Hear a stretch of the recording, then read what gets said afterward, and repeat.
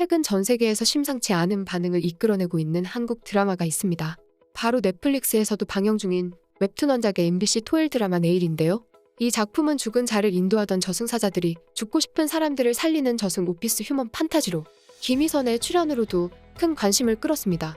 OTT 콘텐츠 순위 집계 사이트 플릭스 페트롤에 따르면 내일은 넷플릭스 TV 프로그램 부문에서 지난 2일 기준 전 세계 13위를 기록했습니다.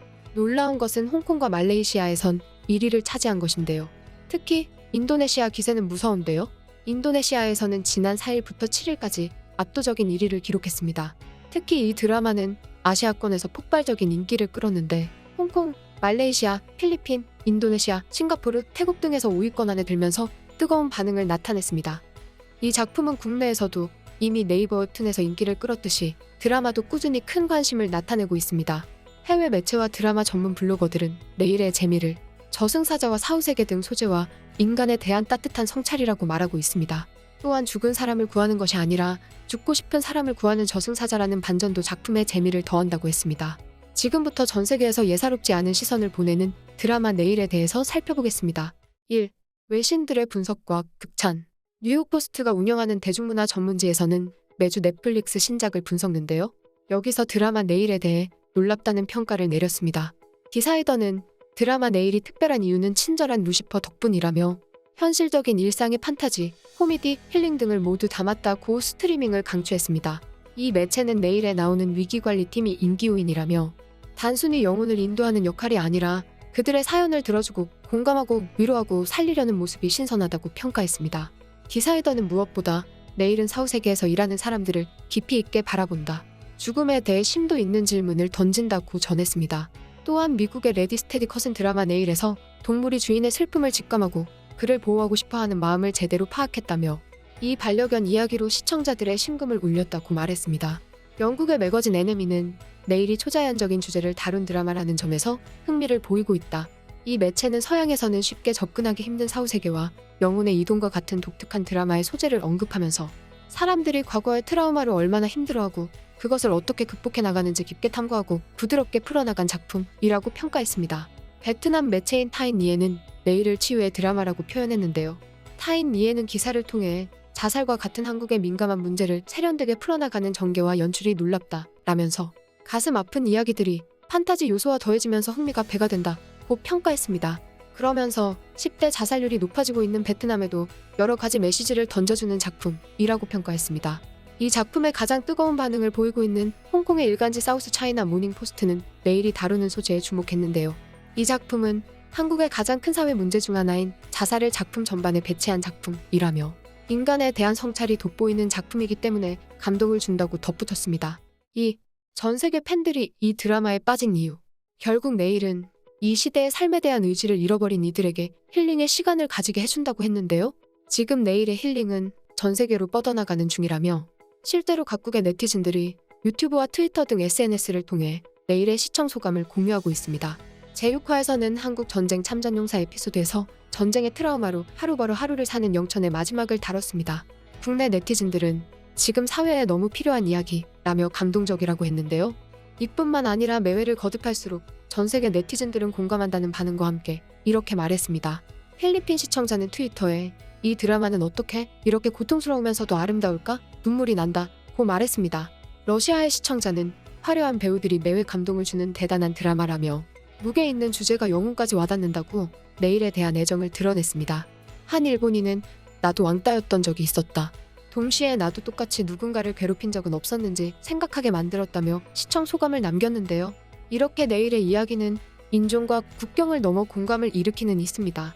그 밖에도 이 드라마에 전 세계 네티즌들은 이 같은 반응을 보였습니다. 나는 이 드라마의 도입부가 너무 좋은 것 같아서 절대 건너뛰지 않는다. 평소에 까다로운 편인데 벌써 이 드라마가 너무 좋아요.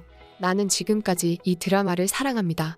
지금까지는 재밌게 하고 있고 초자연적인 드라마는 오랜만에 봐서 신선하게 느껴져요. 그리고 감동과 감동의 이야기. 나는 이 드라마를 정말로 즐기고 있다. 나는 개인적으로 판타지를 사랑하고 지금까지는 모든 것의 흐름을 따라갈 수 있습니다. 나는 모든 사신에 대해 더 많은 배경 지식을 배우기를 고대하고 있습니다. 에필로그는 언제나 나를 사로잡는다. 경이로운 소문과 호텔 델루나의 느낌을 주었고 한국의 저승사자와 인연을 21세기 현대적 트렌드로 변화시키는 컨셉이 마음에 들었다. 김희선을 드라마에서 다시 보니 너무 그립다. 내 어린 시절은 그녀의 드라마로 가득 차 있었지만 대부분은 로맨스 장르였습니다.